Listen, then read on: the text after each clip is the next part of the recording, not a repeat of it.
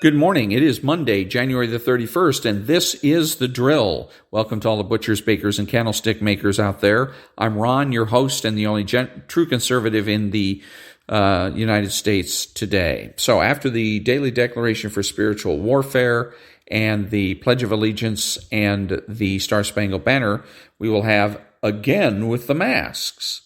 Then Howard Hessman, rest in peace, no free lunch, and how we got here, the 70s, for better or worse, the decade that brought us modern culture. All that and more when I come back.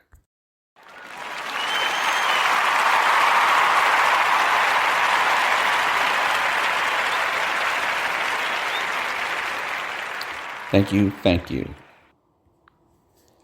Ineffable Creator, who out of the treasures of thy wisdom has appointed 3 hierarchies of angels and set them in admirable order high above the heavens, and has disposed the divers portion of the universe in such marvelous array. Thou who art called the true source of light and supereminent principle of wisdom, be pleased to cast a beam of thy radiance upon the darkness of my mind and dispel me from the double darkness of sin and ignorance in which I have been born. Thou who makest eloquent the tongues of little children, fashion my words and pour upon my lips the grace of thy benediction. Grant me penetration to understand, capacity to retain, method and facility in study, subtlety in interpretation, and abundant grace of expression. Order the beginning, direct the progress, and perfect the achievement of my work. Thou who art true God and man, and livest and reignest forever and ever. Amen.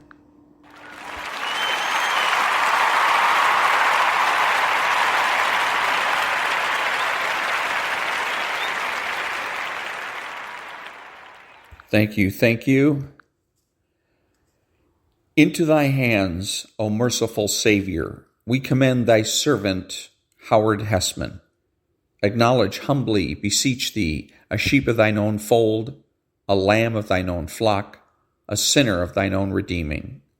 Receive him into the arms of thy mercy, into the blessed rest of everlasting peace, and into the glorious company of the saints in light.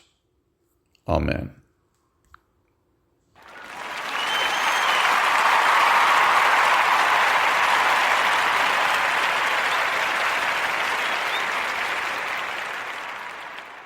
Thank you. And now the Daily Declaration for Spiritual Warfare for January the 31st. You are joint heir with my Son, Jesus Christ. I am the one who breaks open the way, and I will go up before you. You will break through the gates that try to hold you, and you will go out. You will be a fruitful vine planted near a spring, and your branches will climb over any wall that attempts to hold you in. My eyes will open to your supplication, and I will listen whenever you call to me. Rejoice, for I will not cast off my people, nor will I forsake my inheritance. If you fear that your foot will slip, my mercy will hold you up. When you are filled with anxieties within, my comfort will delight your soul. I will be your defense and the rock of your refuge. I have sealed you with my Holy Spirit of promise, who is the guarantee of your inheritance. Psalms 2, verses 7 through 8, 94, verses 18 to 19, and Ephesians chapter 1, verses 13 and 14. Prayer declaration. I'm a joint heir with Jesus Christ. Give me the heathen for my inheritance, and the uttermost part of the earth for my possession. Let my line go through all the earth, and my words to the end of the world. Let me grow in grace and in the knowledge of Jesus Christ. I will flourish like a palm tree and grow like a cedar in Lebanon. And that was the Daily Declaration for Spiritual Warfare for January the 31st.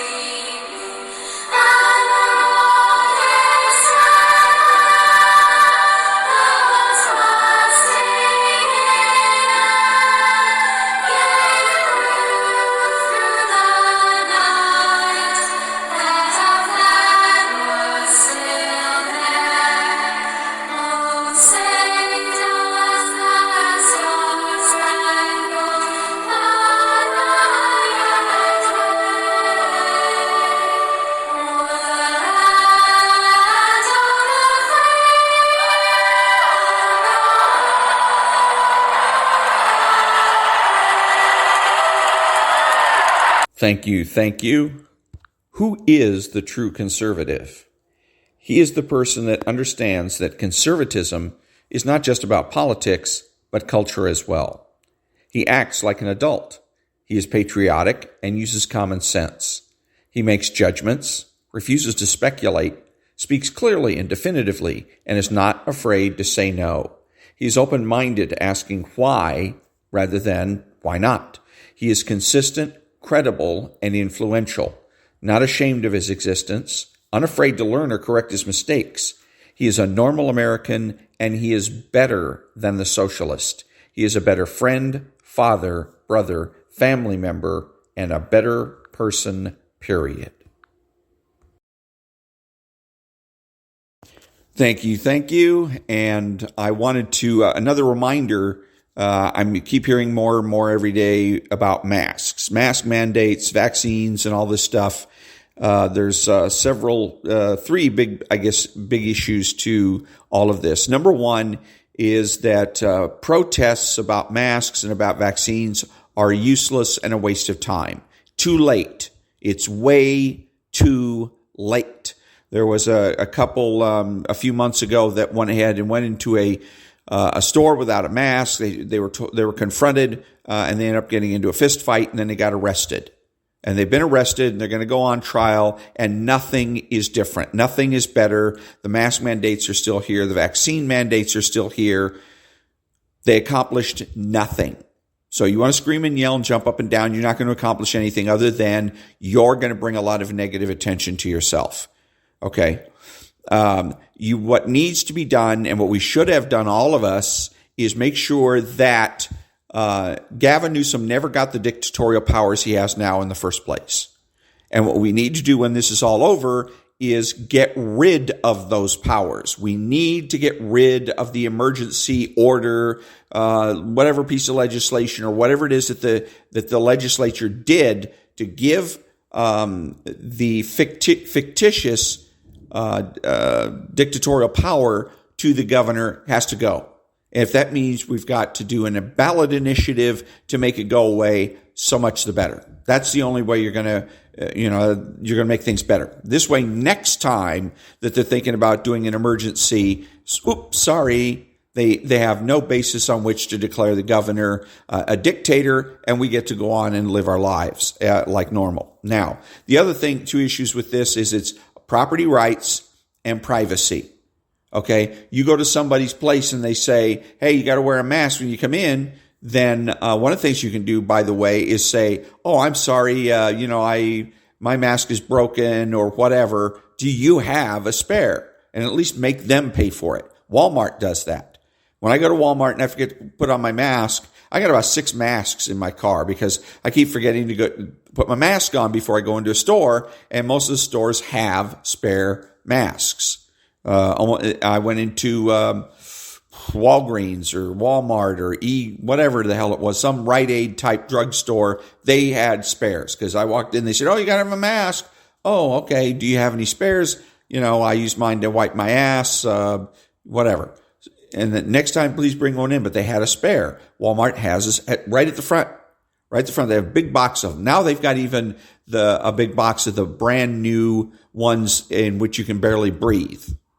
They have double straps that go around your head instead of over your ears. I don't know if those are K95s or G37s or I don't know what the hell they are, but they look goofier and, it's harder to breathe and all that stuff. So, but anyways, go in there and get them to pay for the mask, which is what the government should be doing. If the government wants everybody to wear masks, pay for it. Mail every household in the state a supply of masks. So at least we don't have that unfunded mandate issue. But the other part of this is privacy. Whether or not I wear a mask, by the way, is nobody's fucking business. Whether or not I've been vaccinated is nobody's fucking business. So we shouldn't have a battle between right and left versus vaccinated versus mask versus non. This is what the left wants. They love to create trouble. And they love to put the right in awkward positions. So they create this vax versus non-vax kind of an issue, and the right the people that are so-called conservatives fall right in the basket every time. They're stupid.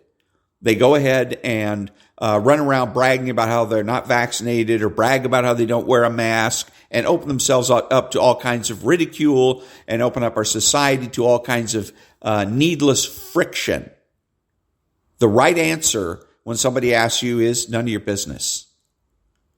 You can stop the left dead cold with those words. Sorry, none of your business. Okay? So those are the two issues. Remember, for the true conservative, we get to the so-called root cause. The vice president likes to talk about root causes. Well, the root cause of all of our liberties disappearing is the order that gives the governor illegal authority. We need to take that away. And number two is, if you're a true conservative, you respect property rights and you respect a reasonable expectation of privacy. Don't forget it.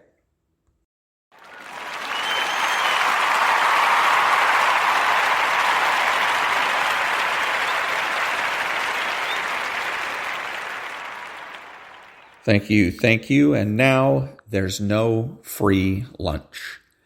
I would criticize Keynes as having an empty anthropology altogether. Flawed anthropologies lead to flawed economic policy, and you can see this flawed anthropology today in the Fed's dual mandate of full employment and price stability. This isn't economics as deep moral theory anymore. This is economics as a video game. How can we tinker with the federal funds rate in order to manipulate the scoreboard with all the macroeconomic variables on it to get the outcomes that we like that make us look good when we forget about the individuals who are trying to make plans? And sometimes those top-down policy actions frustrate the individual decision-making that happens at the more personal level. Victor Clark. You will notice that he takes on a lot of topics here: the anthropology of Keynesianism, the lack of wisdom in the dual mandate of the Fed, attempts to top-down control the economy, etc. But ultimately, everything comes down to one thing here: the impediments to human action that stem from top-down interventionism. And I do not merely mean impediments to efficiency, logistical impediments, and neither does Clark. Above all else, policy actions that frustrate human action take grave risk in impeding the cause of human flourishing. And that was There's No Free Lunch.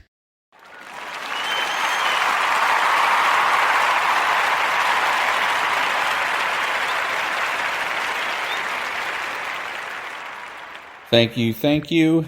And now, crunchy granola. When I was 17, I knew, as did every other young male in my hometown of Toronto, that the place to take a date one hoped to impress was Mr. Green Jeans, an old warehouse hung with plants that served what everyone said was the best spinach salad in the city. Take a huge mass of uncooked spinach leaves, add chopped up hard-boiled eggs and bacon, and douse in sunflower seed oil and raspberry vinegar. The owners of Mr. Green Jeans had put into effect one of the iron laws of the 1970s era marketing. If you want people to eat in your joint, festoon it with vegetable matter. F. Scott Fitzgerald called the 1890s the cut glass decade, because every home that aspired to gentility plopped a cut glass bowl on its sideboard. In the same way, the 1970s might be called the spider plant decade. What made a house a home were plants suspended from every wall and over every window. The plants had to be supported by macrame nets. With them, you needed handmade plates and blemished glassware from the Yucatan or Portugal, in which you served granola and grainy muffins if breakfast, salad for lunch, and paella or fettuccine at dinner. Furniture was upholstered in earth tones, browns, oranges, and piled high with nubby pillows.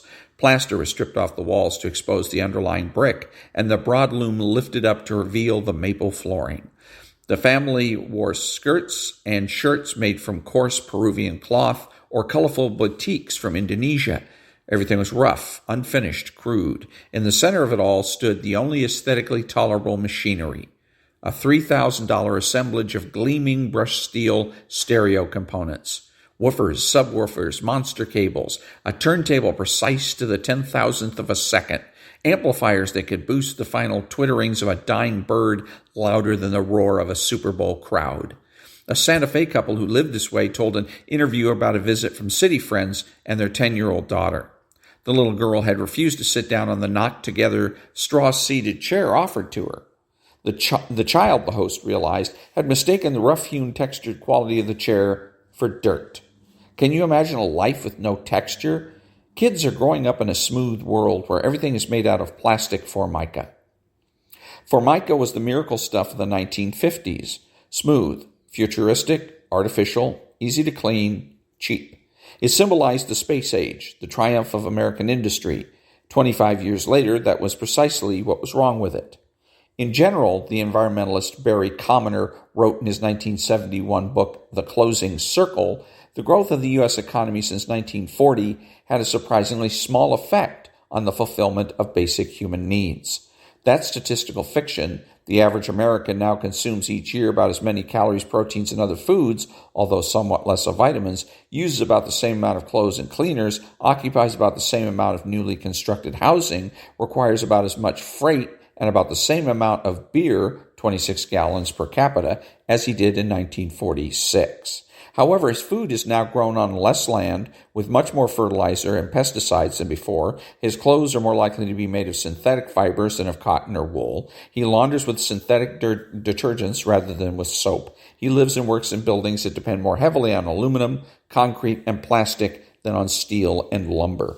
The goods he uses are increasingly shipped by truck rather than rail. He drinks beer out of non-returnable bottles or cans rather than out of returnable bottles or at the tavern bar.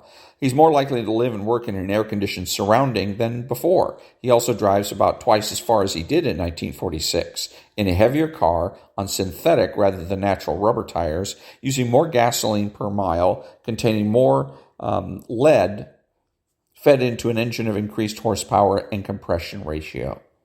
Commoner's dismissiveness about the achievements of the American economy since 1946 makes the eyes goggle. Between 1940 and 1970, the number of Americans living in poverty plunged from about 1 in 3 to about 1 in 7.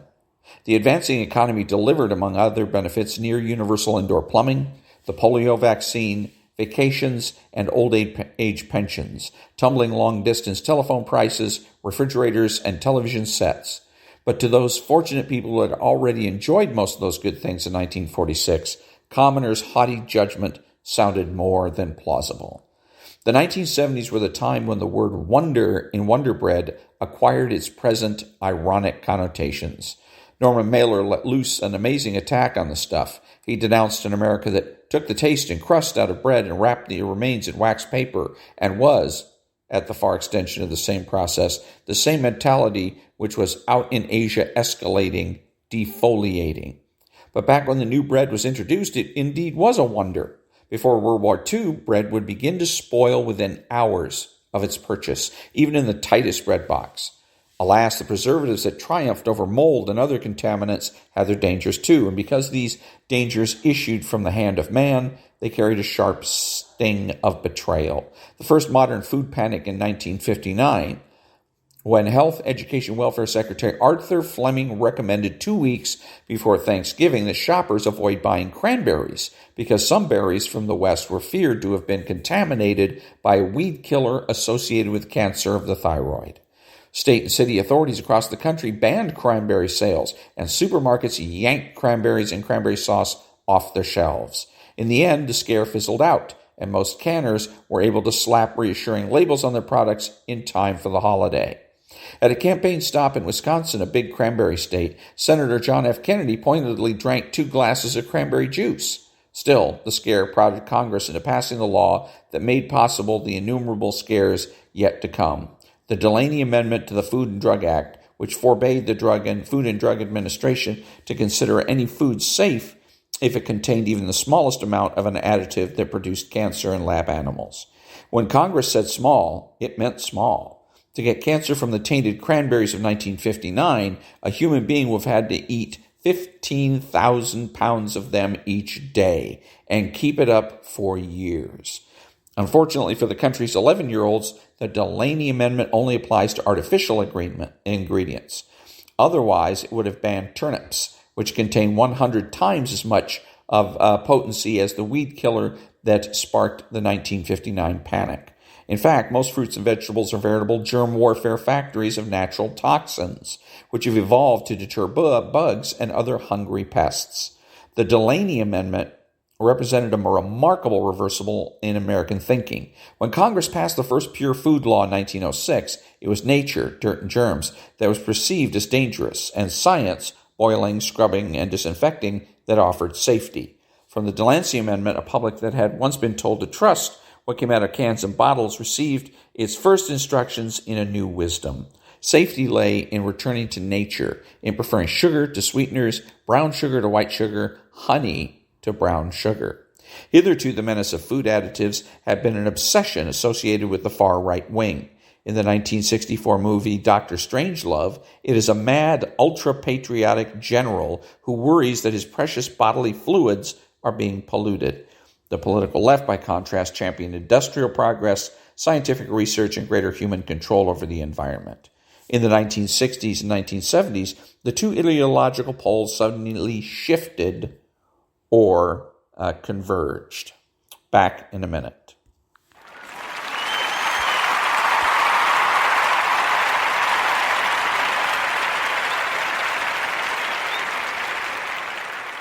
Thank you.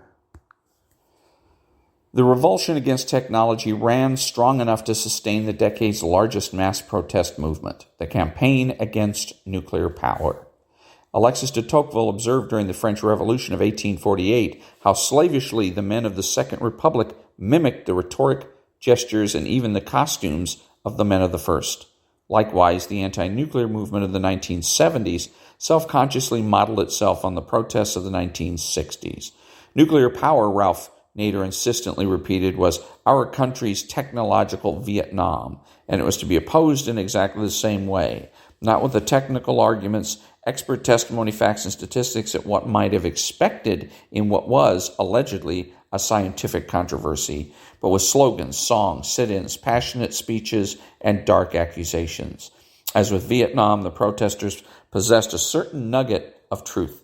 The nuclear generation of electricity was a technological marvel that flunked basic economic tests. But the anti-nuclear movement did not stop there, any more than the anti-Vietnam protesters stopped at pointing out that Indo-China commitment exceeded America's real security needs. It was not nuclear power's economic doubtfulness that had protesters staging rallies under the shadow of the hourglass-shaped cooling tower of the local reactor. It was the protesters' fear and hatred of a technology created for war and now used by gigantic corporations to sustain Americans' consumerist way of life.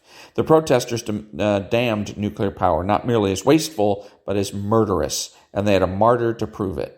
Karen Silkwood had died in a car crash on her way to present evidence of unsafe practices at the Kerr-McGee Power Company's Oklahoma plants to a newspaper reporter.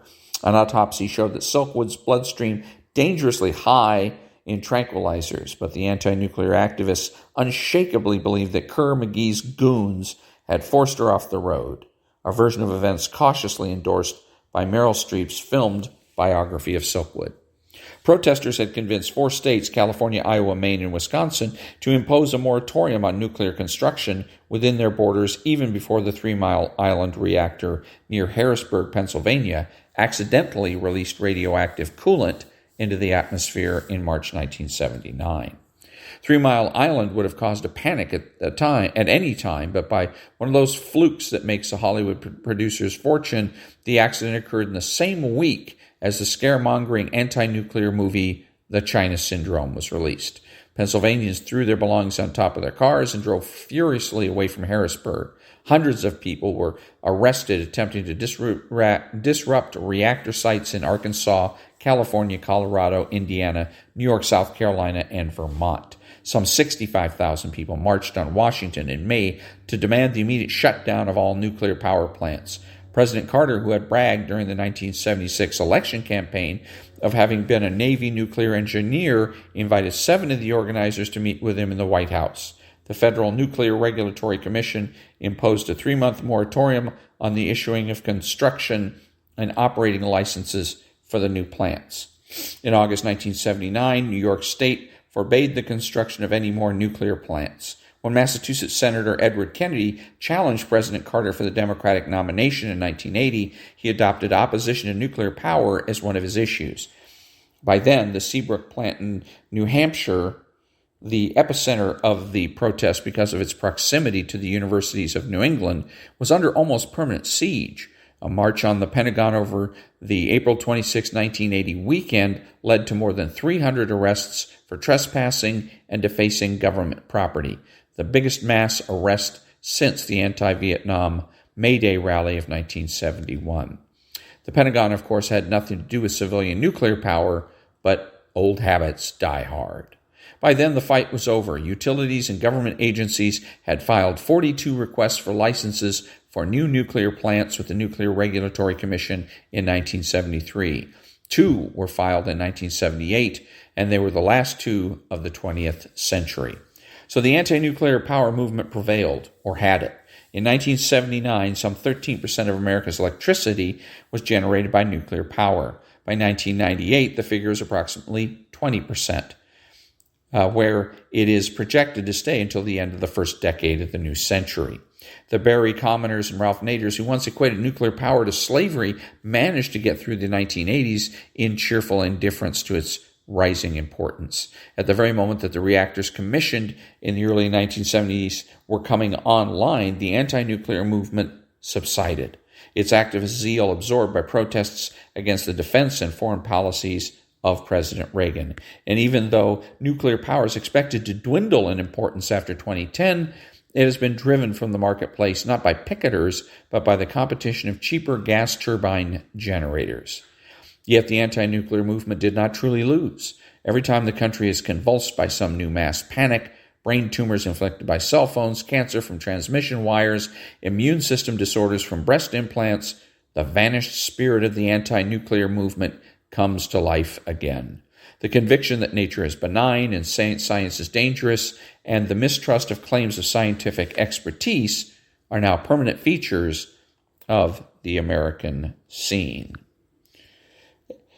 And that was a chapter from called Crunchy Granola from the book How We Got Here, the 70s, the decade that for better or worse brought us modern life.